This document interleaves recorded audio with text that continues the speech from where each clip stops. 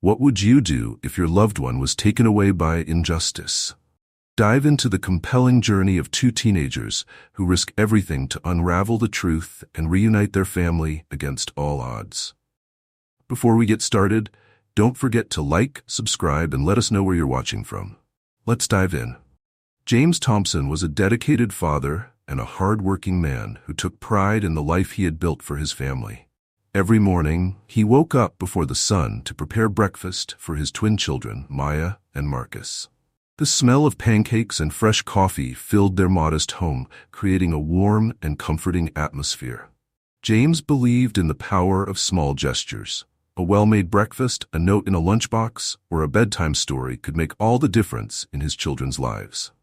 He worked at a local manufacturing plant where he was respected by his colleagues for his diligence and positive attitude. Despite the physically demanding nature of his job, James never complained. He often said, "Hard work today builds a better tomorrow." His coworkers admired his optimism, and his supervisors valued his reliability. Life wasn't extravagant, but it was filled with love and contentment. One crisp autumn evening, as the leaves turned shades of amber and gold, James stayed late at work to cover a shift for a sick colleague. The factory was quieter than usual, the hum of machines echoing in the vast space. As he clocked out, he felt a sense of satisfaction, knowing he'd helped someone in need. He looked forward to getting home, where his mother, who lived nearby, was watching Maya and Marcus. Stepping out into the cool air, James pulled his jacket tighter around himself and began the familiar walk to the bus stop. The streets were calm, illuminated by the soft glow of streetlights. As he waited for the bus, he noticed a commotion down the block. A group of people arguing loudly. Not wanting to get involved, he kept his distance, his thoughts drifting to the story he planned to read to his children that night. The bus arrived, and James boarded, greeting the driver with a polite nod.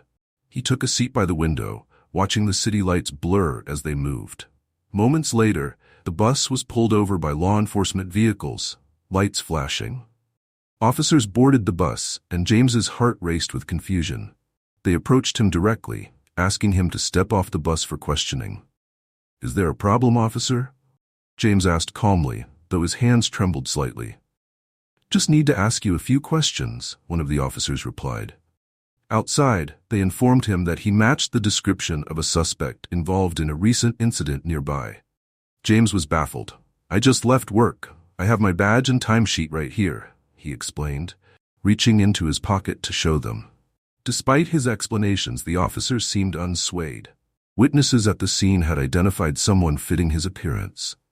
James found himself handcuffed and placed in the back of a patrol car, his protests falling on deaf ears.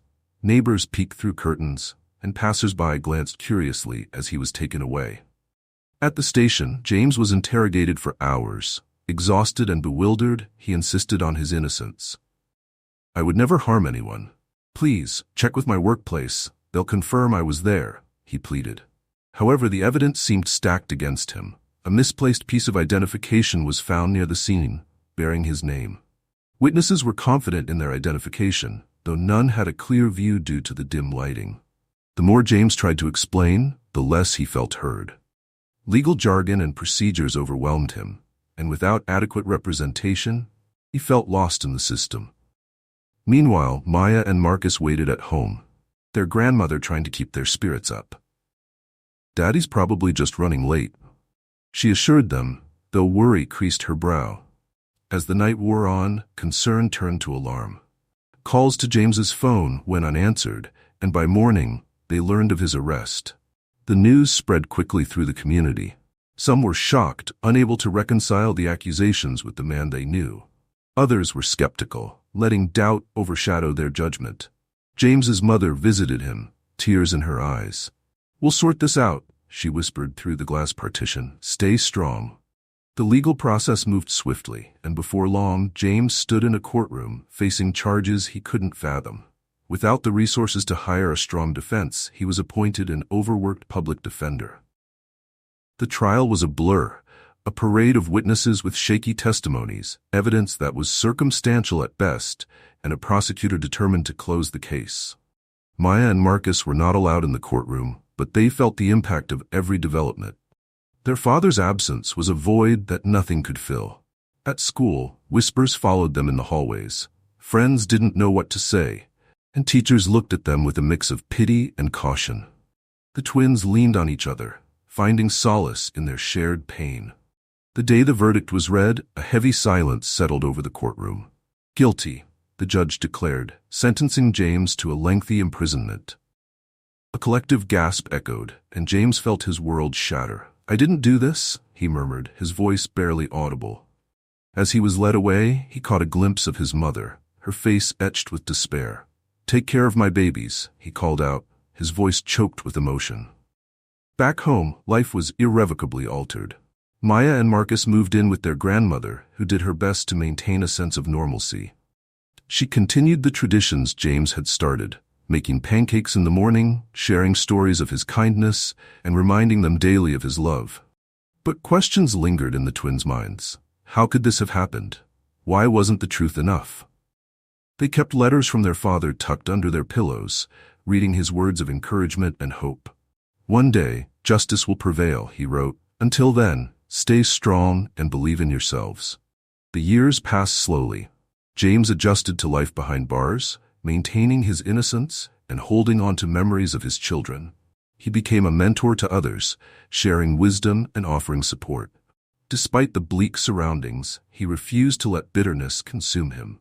For Maya and Marcus, the journey was tumultuous. They excelled academically, channeling their confusion and hurt into their studies. Their bond grew stronger, each understanding the other's unspoken thoughts. Yet, the absence of their father was a constant ache, a missing piece of their lives that nothing else could fill. On the 8th anniversary of James's incarceration, the twins stood together at a small memorial they had created. A collection of photographs, letters, and mementos that celebrated their father's life. "He didn't deserve this," Maya whispered, her eyes fixed on a smiling picture of James. "No, he didn't," Marcus agreed, determination flashing in his eyes. "It's time we did something about it." In that moment, a resolve took root. They would seek the truth, not just for their father, but for the family they longed to restore. The path ahead was uncertain, filled with challenges they couldn't yet foresee. But united by love and conviction, Maya and Marcus were ready to face whatever lay ahead. The unexpected turn that had upended their lives would not be the end of their story. Instead, it would be the catalyst for a journey toward justice, healing, and the hope of a long-awaited reunion. The sun cast a golden hue over the neighborhood as Maya and Marcus walked home from school, their backpacks heavy with textbooks and the unspoken weight of their father's absence. At 15 years old, the twins had matured beyond their years, shaped by responsibilities and experiences that set them apart from their peers. Their grandmother Evelyn did her best to provide a nurturing environment, but the shadow of James's conviction loomed over their lives like a persistent cloud. Maya had become introspective, often losing herself in books and art. She found solace in sketching, her drawings reflecting the emotions she struggled to express. Her notebooks were filled with portraits of her father from memory, his warm smile, the gentle lines around his eyes, the way his hands looked when he played the guitar. Art became her refuge, a silent conversation with the man she missed dearly. Marcus, on the other hand, channeled his energy into sports and academics. He excelled on the basketball court, where the rhythm of the game allowed him to momentarily forget his troubles. Teachers praised his intellect and leadership, noting a determination that set him apart. Yet, beneath his composed exterior, he grappled with frustration and a longing for answers. They kept letters from their FEFC. At school, the twins navigated the complexities of adolescence, compounded by the whispers that trailed them. Classmates were curious but cautious, unsure how to approach the topic of their father. Some offered sympathetic smiles, others kept their distance, uncomfortable with the gravity of the situation. Maya and Marcus leaned on each other, finding strength in their unbreakable bond. One afternoon, as they sat under a large oak tree in the school courtyard, Maya turned to Marcus with a thoughtful expression. "Do you ever wonder what life would be like if things were different?" she asked, her fingers absent-mindedly tracing patterns in the grass. "All the time," Marcus admitted, tossing a pebble across the lawn. "But dwelling on it doesn't change anything." Maya sighed, I just feel like we're stuck. Everyone seems to have moved on except us. Marcus looked at her thoughtfully. Maybe it's time we did something about it. Like what? Step, she questioned, her eyes searching his. Find out the truth, he said firmly. Dad always maintained his innocence. What if there's more to the story? Maya considered his words. The idea had lingered in the back of her mind, but fear and uncertainty had held her back. But where would we even start? Mom kept all the legal documents, Marcus replied, referring to their grandmother, whom they affectionately called Mom since she had stepped into both parental roles. Maybe there's something in there. That evening after dinner, the twins approached Evelyn as she washed dishes in the kitchen. The aroma of homemade soup still lingered in the air, and the soft glow of the setting sun bathed the room in warm light. "Grandma, can we talk to you?" Marcus began, his tone respectful yet earnest. "Of course, dear," Evelyn replied, drying her hands on a towel. "What's on your minds?" Maya glanced at Marcus before speaking. "We want to look into Dad's case. We think it's time." Evelyn studied their faces, seeing the determination etched in their features. Her eyes softened with a mix of pride and concern. "I always knew this day would come," she said quietly. "Are you sure you're ready for what you might find?" "We have to try," Marcus affirmed. "He deserves that much." Evelyn nodded slowly. "Very well. The boxes with all the documents are in the attic. I'll help you get them down." Together, they ascended the creaky stairs to the attic, a space filled with memories and remnants of the past. Dust particles danced in the beam of the flashlight as Evelyn pointed to a stack of boxes labeled with James's name. The twins carefully carried them downstairs, their hearts pounding with anticipation. Over the next several weeks, Maya and Marcus dedicated their free time to sifting through the paperwork. Legal documents, court transcripts, witness statements. Each page offered a glimpse into the proceedings that had altered their lives. They created a makeshift office in the dining room, papers spread across the table, notes scribbled in notebooks. One evening, as rain pattered softly against the windows, Maya leaned back in her chair, rubbing her tired eyes. "I keep noticing inconsistencies in the witness testimonies," she remarked. "Look at this one. This person said they saw someone running away wearing a dark hoodie, but Dad was wearing his work uniform that night." Marcus furrowed his brow. "And this report mentions a piece of identification found near the scene, but Dad swore he never lost his ID. Could it have been stolen?" Maya wondered aloud. "It's possible," Marcus conceded, "but why wasn't that angle pursued?" They continued to piece together the puzzle, their findings raising more questions than answers. Frustration mingled with a growing sense of purpose. They decided to seek guidance from someone with legal expertise. The following week, they visited their school's guidance counselor, Mr. Reynolds, a kind man known for his willingness to help students navigate personal challenges. After listening intently to their story, he offered a thoughtful suggestion. "You might consider reaching out to legal aid organizations," Mr. Reynolds advised. "There are groups dedicated to examining wrongful convictions. They could provide resources and possibly connect you with professionals who can assist." Encouraged, Maya and Marcus researched organizations that specialized in justice advocacy. They crafted a heartfelt letter detailing their father's case, emphasizing their belief in his innocence and their desire to uncover the truth. With hopeful hearts, they sent it off, not knowing what to expect. Weeks passed with no response. Just as their optimism began to wane, a letter arrived from the Justice Seekers Foundation. The director, a woman named Laura Mitchell, expressed interest in their case and invited them to meet. Evelyn accompanied the twins to the foundation's office, a modest building filled with dedicated individuals working tirelessly to right judicial wrongs. Laura greeted them warmly, her eyes reflecting both compassion and determination.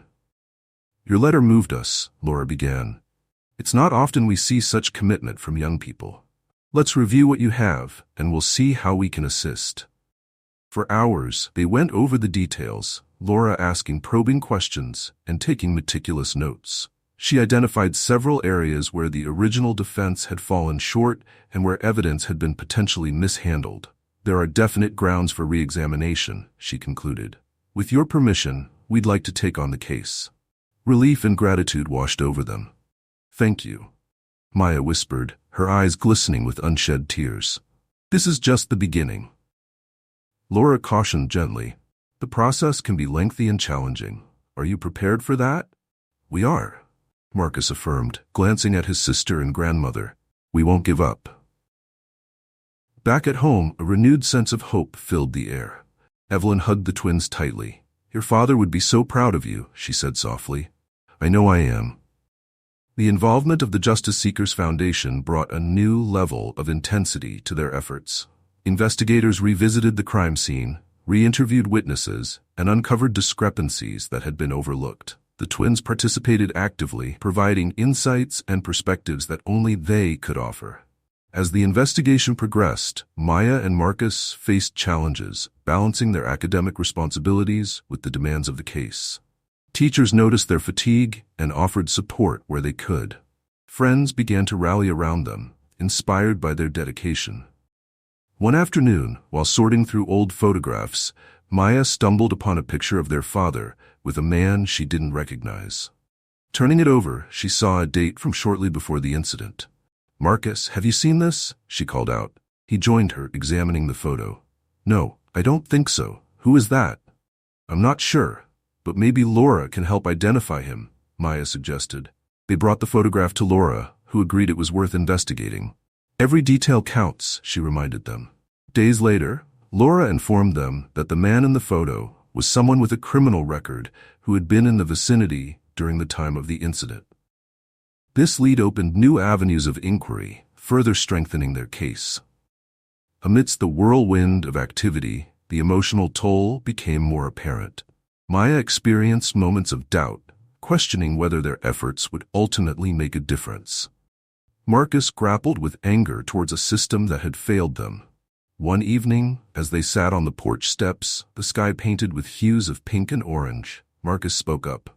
"Do you ever feel like we're chasing something we'll never catch?" Maya looked at him thoughtfully. "Sometimes, but then I think about Dad and how he's held on all these years. If he hasn't given up, how can we?" He nodded slowly. "You're right. It's just hard." "I know," she replied softly, "but we're not alone. We have each other, and we have people who believe in us." Their conversation was interrupted by Evelyn calling them inside. "Dinner's ready," she announced, her voice filled with a warmth that always made the house feel like home. As they gathered around the table, the aroma of baked chicken and vegetables enveloped them. Laughter and light-hearted stories filled the air, a reminder of the simple joys that persisted despite their challenges. That night, Maya penned a letter to their father, updating him on their progress. "We miss you every day," she wrote, "but we're closer than ever to bringing you home. Stay strong for us, as we are for you." In his cell, James received their letters with a mixture of pride and heartache. He marveled at their resilience and the young adults they had become. Their words were a lifeline, infusing his days with hope. The twins continued to juggle school, the investigation, and their personal lives. They attended social events cautiously, still mindful of the undercurrents of gossip. Yet, they began to notice a shift in how others perceived them, not as the children of a convicted man, but as courageous individuals fighting for justice. Their journey was far from over, but the foundation had been laid. With each passing day, they grew more confident in their ability to effect change. The growing pains they experienced were not just the struggles of adolescence, but the forging of character and purpose. As the chapter of their teenage years unfolded, Maya and Marcus transformed their pain into power.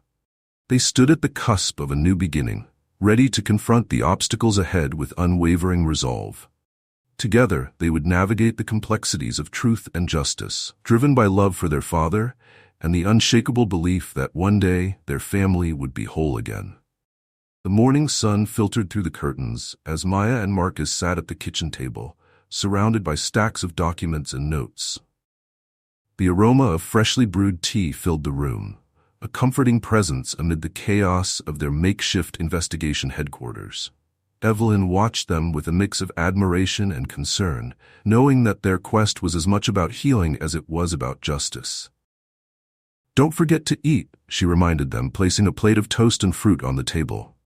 "Thanks, Grandma," Maya replied, offering a grateful smile. Marcus nodded, too engrossed in a witness statement to look up. Their collaboration with the Justice Seekers Foundation had accelerated their progress. Laura Mitchell, the director, had assigned a seasoned investigator named Paul Reynolds to assist them. Paul was meticulous and patient, qualities that complemented the twins' enthusiasm and determination. "Let's review the timeline again," Marcus suggested, tapping his pen against a notebook filled with scribbles and arrows.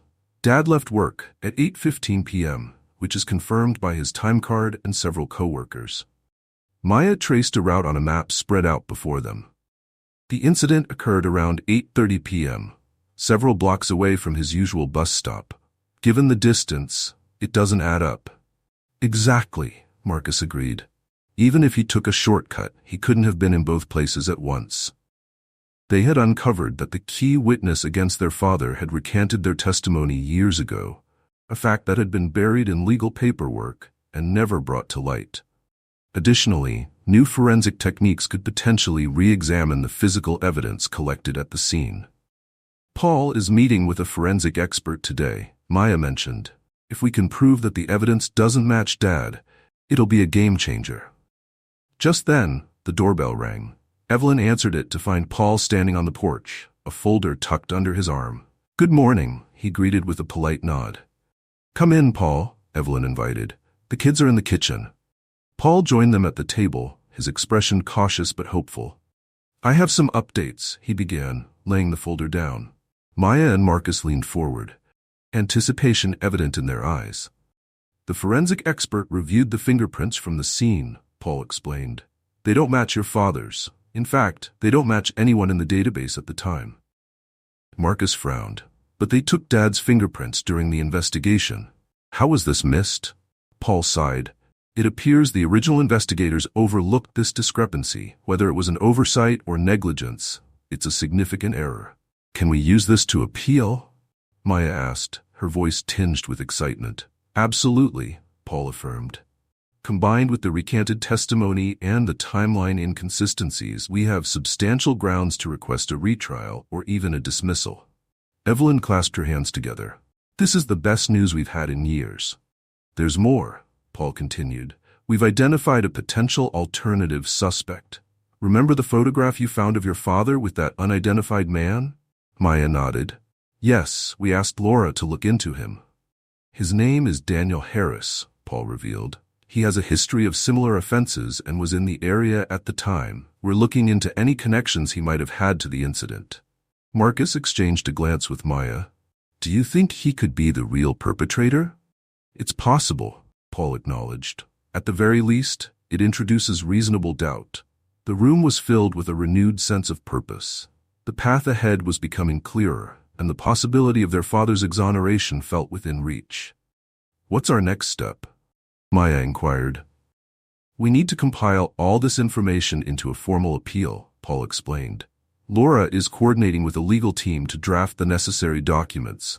Your input will be invaluable, especially any personal insights you can provide." "We're ready to do whatever it takes," Marcus stated firmly. Over the following weeks, the twins worked closely with the legal team. They provided detailed accounts of their father's character, his routines, and any information that could support the appeal. Media interest began to grow as word of their efforts spread. Local newspapers ran stories highlighting potential flaws in the original case, and community support started to build. One afternoon, Maya received a phone call from a journalist named Sarah Lopez, who expressed interest in conducting an interview. "I believe your story could raise awareness about the broader issues of wrongful convictions," Sarah explained. Maya hesitated. "We want to help Dad, but we're also cautious about how media attention might affect the case." "Understood," Sarah replied gently. "I assure you, my intent is to shed light on your father's situation in a way that supports your efforts." After discussing it with Marcus and Evelyn, they agreed to the interview. Meeting at a local park, the twins shared their journey, careful to focus on facts and their personal experiences without jeopardizing the legal process. "What's been the most challenging part of this journey?" Sarah asked, her tone compassionate. Feeling unheard, Marcus answered thoughtfully. "For years, it seemed like no one cared about the truth. We're just grateful that people are listening now. Maya added, "We hope that by sharing our story, we can help not just our father, but others in similar situations." The article was published with the headline, "Twins Fight for Father's Freedom," garnering widespread attention. Letters of support poured in from strangers moved by their dedication. A local community center offered to host a fundraiser to assist with legal expenses, and volunteers stepped forward to help with research and advocacy. Amidst the growing momentum, challenges persisted. The prosecution filed motions to dismiss the appeal, arguing that the new evidence was insufficient. Legal procedures dragged on, testing their patience and resolve. One evening, Laura called with an update. "The judge has agreed to a hearing to consider the new evidence," she announced. "That's great news," Maya exclaimed. "It's a critical step," Laura agreed. "But we need to be prepared for a tough battle. The opposition will likely challenge every point." "We'll be ready," Marcus assured her. As the hearing date approached, the twins balanced their school responsibilities with preparation sessions. Their teachers accommodated their needs, granting extensions on assignments and offering words of encouragement. The night before the hearing, the family gathered in the living room. Evelyn brought out a photo album, and they reminisced about happier times. "Do you remember when Dad taught us how to ride bikes?" Maya recalled, a soft smile on her face. "He ran alongside us for hours until we got it right," Marcus added with a chuckle. "He was so patient."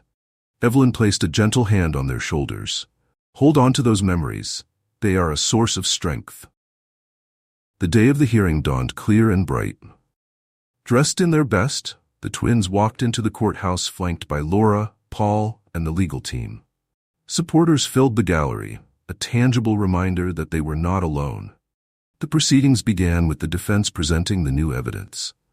Expert witnesses testified about the fingerprint discrepancies and the flawed timeline.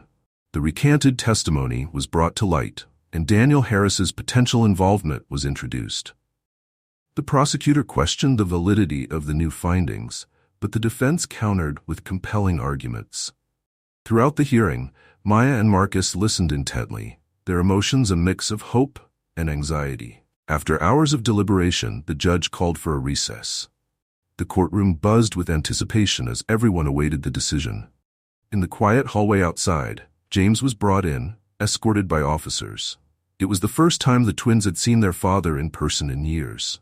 Tears welled in Maya's eyes as she took in the sight of him, older, but with the same kind eyes she remembered. "Dad," Marcus whispered, his voice thick with emotion. James smiled softly. "You've grown so much," he said, his gaze shifting between them. "I'm so proud of you both." They weren't allowed physical contact, but the emotional connection was palpable. "We're doing everything we can to bring you home," Maya assured him. "I know," James replied, his eyes shining. "Your strength gives me strength." An officer indicated that it was time to return to the courtroom. "Stay strong," James said as he was led away. Back inside, everyone took their seats as the judge prepared to deliver the ruling. After careful consideration of the new evidence presented, the judge began, "The court acknowledges that significant oversights occurred during the original investigation and trial." Maya's heart pounded in her chest. "Therefore, I am ordering a retrial of the case." A collective sigh of relief swept through the defense side. Tears streamed down Evelyn's face as she grasped the twins' hands. "Thank goodness," she murmured. Outside the courthouse, reporters clamored for statements. Laura addressed the crowd. "This is a victory for justice, but our work is not over. We will continue to fight until James Thompson is fully exonerated." In the days that followed, preparations for the retrial intensified. The legal team strategized meticulously, determined to present an airtight case. Meanwhile, the prosecution seemed less confident, aware that their position had weakened considerably. Amidst the flurry of activity, Maya and Marcus made time to visit their father in person. The reunion was both joyous and bittersweet, separated by the barrier of a visitation room. "Seeing you in court gave me hope," James told them. "You've done more than I could have ever imagined." "We won't stop until you're free," Marcus promised. They shared stories, laughter, and tears, bridging the gap of years spent apart. For a moment, it felt as though the injustice and hardship had melted away, leaving only the warmth of family. As the retrial commenced, The defense presented a compelling narrative of a man wrongfully accused and the systemic failures that led to his conviction. Witnesses testified to James's character, alibi evidence was solidified, and the spotlight was cast on Daniel Harris, whose criminal background and presence at the scene painted a starkly different picture. The prosecution struggled to counter the onslaught of evidence, undermining their original case. After days of testimony and deliberation, the moment of truth arrived. In a packed courtroom, the jury delivered their verdict: not guilty. Cheers erupted as the reality of the words sank in. Maya and Marcus embraced Evelyn, their faces wet with tears of joy. James stood stunned, a weight lifted from his shoulders that had burdened him for so long. The judge addressed James directly. On behalf of the court, I extend an apology for the miscarriage of justice you have endured. As James stepped outside a free man, he was greeted by a sea of supporters. Maya and Marcus rushed to him, and this time there were no barriers. They embraced tightly, the years of separation dissolving in that singular moment. "You're home, Dad," Maya whispered. "Thanks to you," he replied, his voice filled with gratitude. Evelyn joined them, wrapping her arms around her family. "This is the day we've been praying for," she said softly. Reporters surrounded them, cameras flashing, but for the Thompsons, the world had narrowed to just the four of them. In the following days, life began to settle into a new rhythm. James reacquainted himself with the simple pleasures of freedom: walks in the park, home-cooked meals, and the comfort of his own bed. The community welcomed him back with open arms, and he became an advocate for criminal justice reform, sharing his story to help others. Maya and Marcus returned to their routines with a renewed sense of peace. The shadow that had long hung over them was gone, replaced by the warmth of their reunited family. One evening, as the sun set in a blaze of colors, the family gathered on the porch. James strummed his guitar, playing a melody they remembered from childhood. "Sing with me," he encouraged. Together, they filled the twilight with music and laughter, the harmony of their voices echoing the harmony restored in their lives. The search for truth had been arduous, fraught with obstacles and heartache, but their perseverance had prevailed, proving that love and determination could overcome even the greatest injustices. As stars began to dot the sky, James looked at his children with pride. "You both are remarkable," he said. "Never forget the power you have to make a difference." "We learn from the best," Marcus replied with a grin. Maya rested her head on her father's shoulder. "We're just glad to have you home." The unspoken understanding passed between them. The journey had shaped them in ways they were only beginning to comprehend, but one thing was certain: their family was whole again, and the future was bright with promise. The early morning mist clung to the city streets as Maya and Marcus made their way to the Justice Seekers Foundation office. The air was thick with anticipation. Although their father had been granted a retrial, the battle was far from over. They knew that the prosecution would not concede easily, and the twins were determined to leave no stone unturned. Upon entering the bustling office, they were greeted by Laura Mitchell, whose eyes reflected both exhaustion and unwavering determination. "Good to see you both," she said, offering a warm smile. "We have a lot to discuss." They settled into a conference room, walls adorned with shelves of legal texts and case files. Paul Reynolds was already there, organizing documents and jotting down notes on a whiteboard. "Morning," he greeted them. "Ready to get to work?" "Absolutely," Marcus replied, setting his backpack down. Maya nodded in agreement, pulling out her notebook. Laura began the meeting by outlining their strategy. "Our goal is to not only defend your father, but to dismantle the prosecution's case entirely," she explained. "We need to create reasonable doubt in the minds of the jury and present compelling evidence that points away from James." Paul added, "We've been digging into Daniel Harris's background. There are several incidents that align with the modus operandi of the crime your father was accused of. If we can link him conclusively, it could exonerate James." Maya leaned forward. "What about getting Daniel to testify? Or at least getting someone who can attest to his whereabouts that night?" "That's tricky," Paul admitted. "Daniel has a history of evading law enforcement, and he's not likely to cooperate voluntarily." "Could we find someone connected to him?" Marcus suggested. "An associate or a family member who might be willing to talk?" Laura considered this. It's worth exploring. In the meantime, we should focus on strengthening our existing evidence. The forensic analysis is on our side, and the recanted testimony undermines the prosecution's credibility. Over the next several days, the twins immersed themselves in the preparation process. They assisted with organizing files, researching legal precedents, and even practicing mock testimonies. Their dedication caught the attention of the legal team, who were impressed by their maturity and insight. One afternoon, as Maya was reviewing case notes, her phone buzzed with an incoming call. It was Sarah Lopez, the journalist who had previously interviewed them. "Hi, Maya," Sarah greeted. "I wanted to update you on something. I've been conducting my own investigation into Daniel Harris, and I may have found a lead." Maya's heart quickened. "What did you find?" "I spoke with a former associate of his who mentioned that Daniel confessed to a crime matching the description of your father's case," Sarah revealed. "He was boasting about it years ago, assuming he'd never be caught." "That's incredible," Maya exclaimed. "Can you connect us with this person?" "I can arrange a meeting, but we need to proceed carefully," Sarah cautioned. "This source is hesitant and fears retaliation." "Understood. I'll inform our legal team," Maya assured her. After relaying the information to Laura and Paul, they arranged a discreet meeting with the source, a man named Kevin Lewis. In a dimly lit cafe on the outskirts of town, Kevin nervously recounted his experiences with Daniel. "Daniel was always looking for trouble," Kevin said, his eyes darting around the room. "One night, he came to me bragging about how he got away with the perfect crime. He didn't give specifics, but the timing and location matched the case you're describing." "Would you be willing to testify in court?" Paul asked gently. Kevin hesitated. "I don't know. Daniel's dangerous if he finds out I talked." "We can arrange for protective measures," Laura assured him. "Your testimony could be pivotal." After a tense pause, Kevin nodded slowly. "All right. If it means setting an innocent man free, I'll do it." With this new development, the legal team felt a surge of optimism. They filed motions to include Kevin's testimony in the upcoming trial and worked tirelessly to prepare. Meanwhile, the twins decided to engage the community further.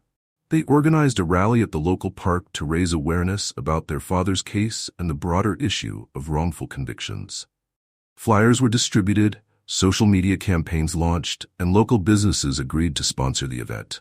On the day of the rally, the park was filled with supporters, friends, neighbors, activists, and curious onlookers. A stage was set up with a microphone and banners displaying messages of justice and hope. Maya took the stage first, her voice steady but filled with emotion. "Thank you all for being here," she began. "For too long, our father has been imprisoned for a crime he didn't commit. We're here today not just for him, but for everyone who has been failed by the system." Applause rippled through the crowd as she continued. "We believe in the power of community, in standing together to right the wrongs that persist in our society." Marcus spoke next, his tone impassioned. "This isn't just about one man or one family. It's about holding our institutions accountable and ensuring that justice is truly served. We need your support to make a difference." The rally featured speeches from legal experts, activists, and even other families who had experienced similar injustices. Music played, and volunteers collected signatures for a petition demanding systemic reforms. Evelyn watched from the sidelines, pride swelling in her chest. She marveled at the strength and resilience of her grandchildren, who had turned their personal struggle into a catalyst for change. The media covered the event extensively, amplifying their message. The increased public attention put additional pressure on the prosecution and highlighted flaws in the justice system. As the retrial approached, tensions ran high. The prosecution attempted to discredit Kevin's testimony, questioning his credibility due to his past associations. However, the defense countered by emphasizing his courage in coming forward and corroborating evidence that aligned with his account. In a strategic move, the defense called upon character witnesses who testified to James's integrity, including former co-workers, neighbors, and even the retired detective who had initially harbored doubts about the case. "I always felt something was off," the detective admitted on the stand. "Procedures were rushed and key evidence was ignored. I'm glad to see it being addressed now." The prosecution's case continued to unravel as inconsistencies were exposed. They struggled to maintain their narrative in the face of mounting evidence to the contrary. During a recess, the prosecution approached Laura with a proposal. "We're willing to offer a deal," the lead prosecutor suggested. "Time served in exchange for a guilty plea to a lesser charge." Laura relayed the offer to James and his family. "What do you think?" she asked gently. James shook his head firmly. "I won't admit to something I didn't do. I appreciate the intent, but I want full exoneration." Maya and Marcus supported his decision. "We're behind you all the way," Marcus affirmed. The trial resumed and the defense presented its closing arguments. Laura stood before the jury, her voice resonating with conviction. "Ladies and gentlemen, justice is not served by convicting an innocent man. James Thompson has endured years of wrongful imprisonment due to systemic failures and oversights. It is within your power to correct this grievous error." The jury deliberated for several tense hours. Finally, they returned with a verdict. The courtroom fell silent as the four persons stood. "On the charge of robbery, we find the defendant, James Thompson, not guilty. On the charge of assault, we find the defendant, not guilty." A collective exhale swept through the room. Tears streamed down Maya's face as she clutched her brother's hand. Evelyn closed her eyes, whispering a prayer of gratitude. James embraced his legal team, his expression a mixture of relief and disbelief. "Thank you," he uttered softly. "You've given me my life back." Outside the courthouse, a crowd had gathered in anticipation. When news of the verdict reached them, cheers erupted. Reporters clamored for statements, but the family sought a moment of privacy amid the celebration. Back at home, a welcome home gathering awaited James. Friends and family filled the house, the atmosphere vibrant with joy. Laughter echoed through the rooms as stories were shared, and the aroma of Evelyn's cooking wafted from the kitchen. During a quiet moment on the porch, James sat with Maya and Marcus, the stars twinkling above them. "You've both grown into remarkable individuals," he said, his voice filled with pride. "I can't begin to express how much your efforts mean to me." "We just wanted our family back," Maya replied, resting her head on his shoulder. "And to make things right," Marcus added. "Not just for us, but for others too." James nodded thoughtfully. "I want to join you in that mission. There's so much work to be done to prevent this from happening to others." In the weeks that followed, the family adjusted to their new normal. James took time to reacquaint himself with everyday life. Simple pleasures like cooking meals, taking walks, and attending Maya's art exhibits and Marcus's basketball games. True to their word, they continued advocating for criminal justice reform. They established a foundation aimed at supporting other families affected by wrongful convictions, providing resources and a platform for their voices to be heard. One afternoon, James and the twins visited the Justice Seekers Foundation to express their gratitude. Laura greeted them warmly. "It's wonderful to see you all," she said. "Your case has inspired many here." "We couldn't have done it without you," James acknowledged. "I'd like to contribute to your efforts in any way I can." "Your experience and insight would be invaluable," Laura agreed. "There's a speaking engagement coming up at a legal conference. Would you be interested in sharing your story?" James glanced at Maya and Marcus, who nodded encouragingly. "I'd be honored," he replied. At the conference, James stood before an audience of legal professionals, policymakers, and activists. He spoke candidly about his ordeal, the flaws in the system, and the profound impact on his family. "My children became my champions," he emphasized. "Their unwavering belief in my innocence and their determination to seek justice restored my faith. We must work together to ensure that justice is not an ideal but a reality for everyone." The speech received a standing ovation, and many attendees approached them afterward to offer support and collaboration. As the family continued their advocacy, they also cherished the simple moments that had been denied to them for so long. Movie nights, family dinners, and weekend outings became treasured rituals. One evening, as they gathered around the dinner table, Evelyn raised her glass in a toast. "To family," she proclaimed, "and to the incredible strength that binds us." "To new beginnings," Maya added, lifting her glass. "And to making a difference," Marcus concluded. They clinked their glasses, the sound a harmonious note underscoring their unity. The challenges they had faced were immense, but they emerged stronger, their bonds fortified by adversity. Their journey illuminated the profound impact that perseverance, love, and collective action could have in the face of injustice. As they looked toward the future, they knew that their story was part of a larger narrative, a testament to the resilience of the human spirit and the enduring quest for justice. James smiled at his family, his heart full. "Together there's nothing we can't overcome," he said. "Absolutely," Maya agreed. "We're just getting started."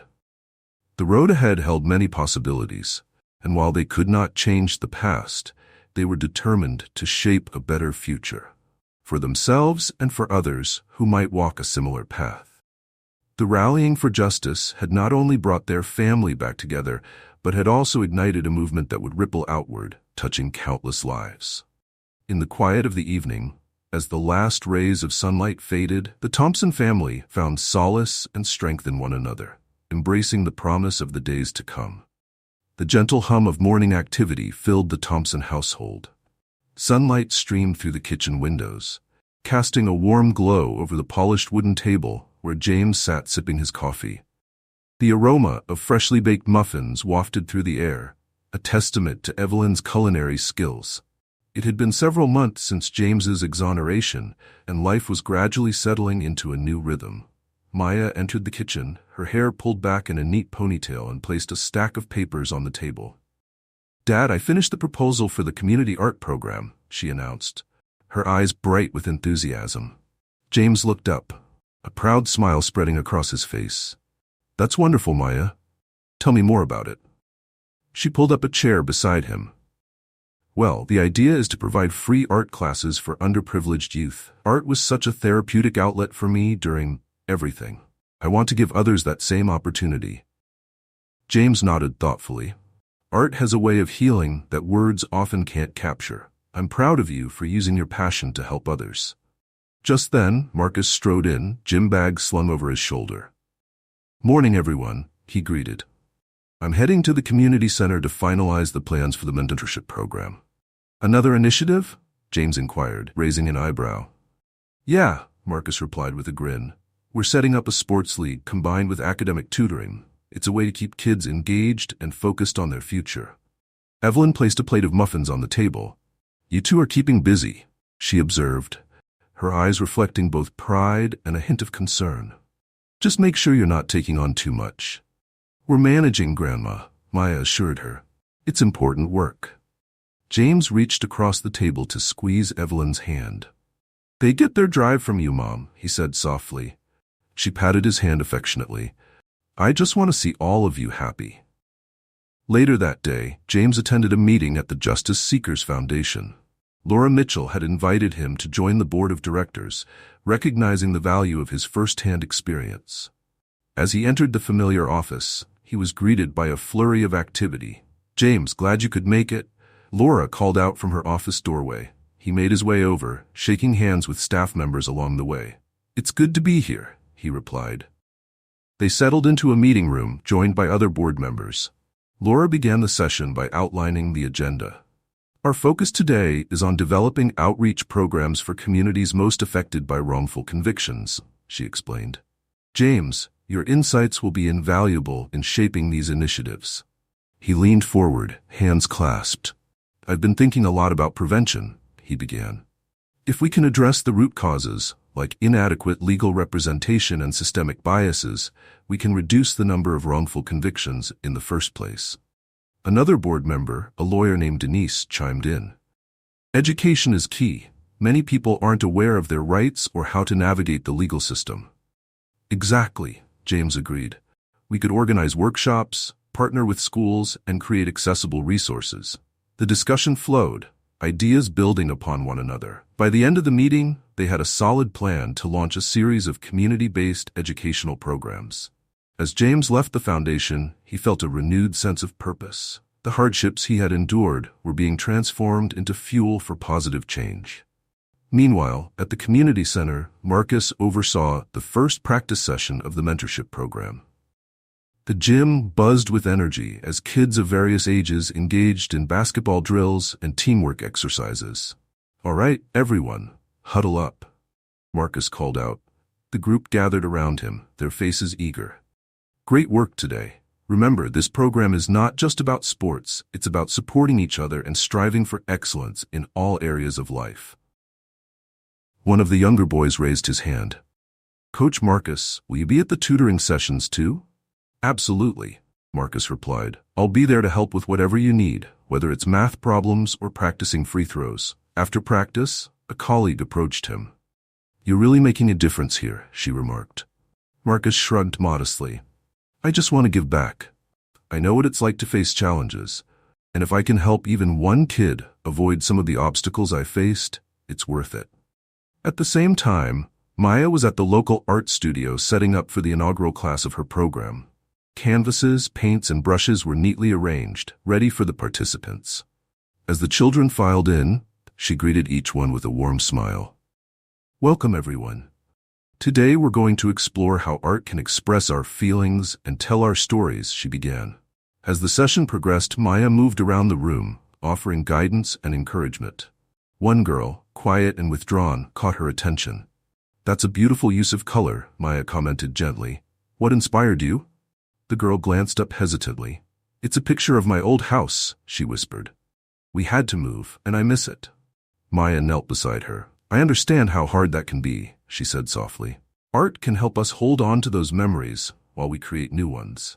By the end of the class, the atmosphere was lively, the initial shyness replaced with enthusiasm. As the children departed, several parents approached Maya to express their gratitude. Thank you for providing this opportunity, one mother said. My son hasn't been this excited about something in a long time. Maya felt a swell of fulfillment. I'm glad he's enjoying it. We'll be here every week. That evening, the family gathered for dinner, sharing stories of their day. Laughter punctuated the conversation, a stark contrast to the somber meals of years past. James raised his glass of sparkling cider. I want to propose a toast, he announced. To new beginnings and the incredible strength of this family. Together, we've turned our trials into triumphs. Hear, hear, Marcus echoed, clinking his glass against the others. Evelyn smiled warmly. You all make me so proud. Your grandfather would be beaming if he were here. Tell us more about him, Maya prompted. We never got to hear many stories. Evelyn's eyes softened with nostalgia. He was a man of quiet strength, much like your father. He believed in hard work, honesty, and the power of community. He always said that no matter how tough life gets, you must hold on to hope and keep moving forward. James nodded. He was a guiding light for me. I often thought of his words during those difficult years. A comfortable silence settled over the table as they reflected on the legacy of resilience passed down through generations. In the weeks that followed, the family's initiatives flourished. The community responded with overwhelming support, volunteers stepping forward to contribute their time and resources. One day, as James was walking through the neighborhood, he noticed a mural being painted on the side of a building. Drawing closer, he realized it depicted scenes of unity and justice, with a central figure resembling him. An artist stood atop a ladder, adding final touches. Upon seeing James, he climbed down. Mr. Thompson, it's an honor to meet you, he said, extending his hand. This mural was inspired by your story. James was momentarily speechless.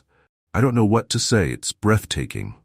We wanted to create something that symbolizes hope and the strength of our community, the artist explained. Your journey resonated with many of us. Touched, James thanked him sincerely. I hope it serves as a reminder that change is possible when we stand together.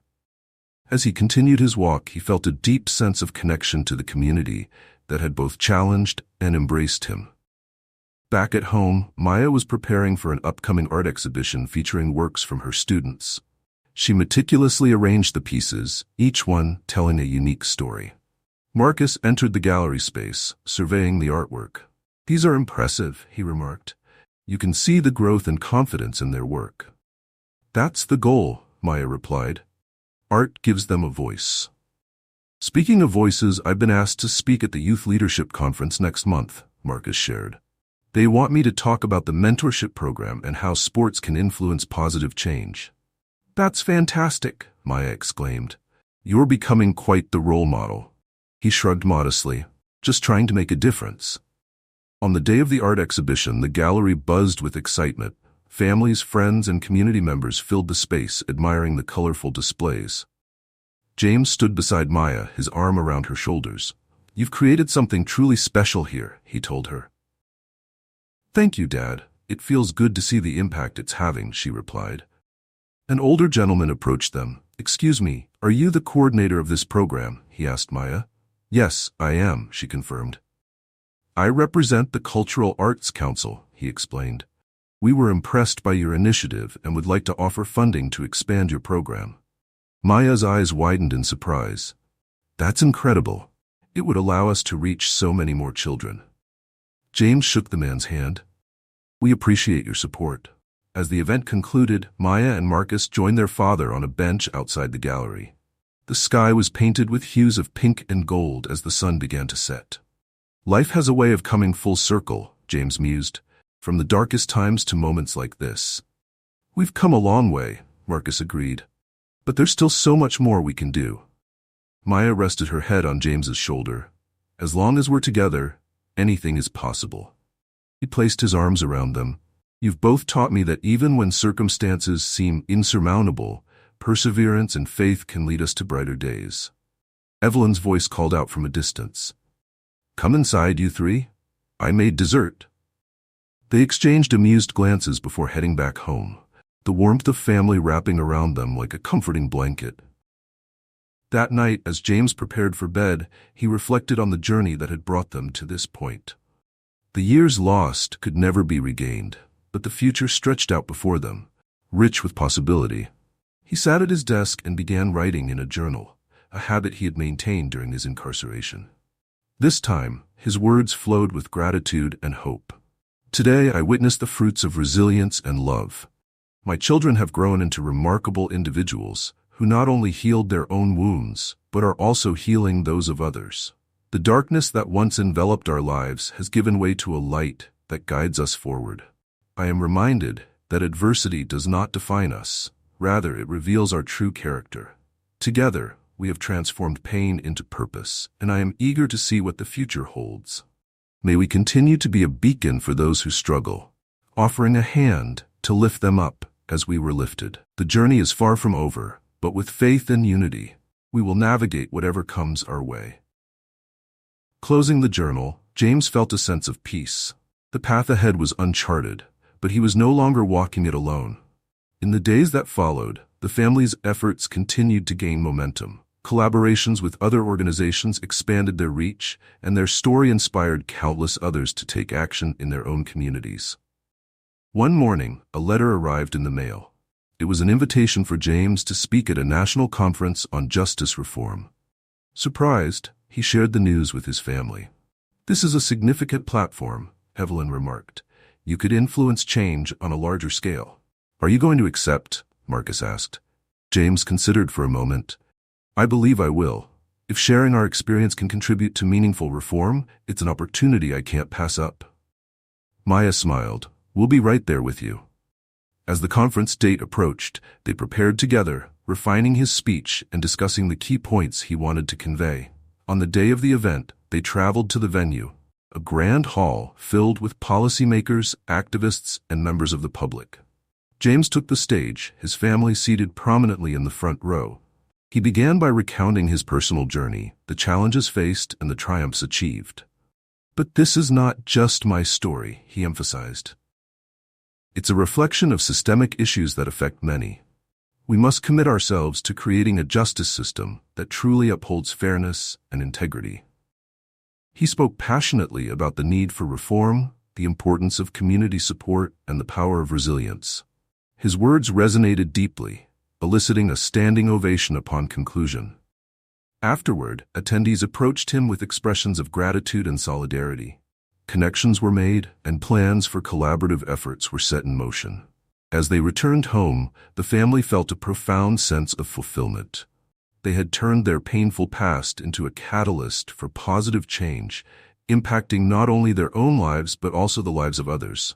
One evening, gathered around a backyard fire pit, they reflected on their journey. "We've come so far," Maya remarked, gazing at the flickering flames. "And yet, it feels like just the beginning." "That's because it is," James agreed. The seeds we've planted are just starting to grow. Marcus added, I think Grandpa would be proud of how we're honoring his legacy. Evelyn smiled softly. He always believed that adversity could be transformed into strength.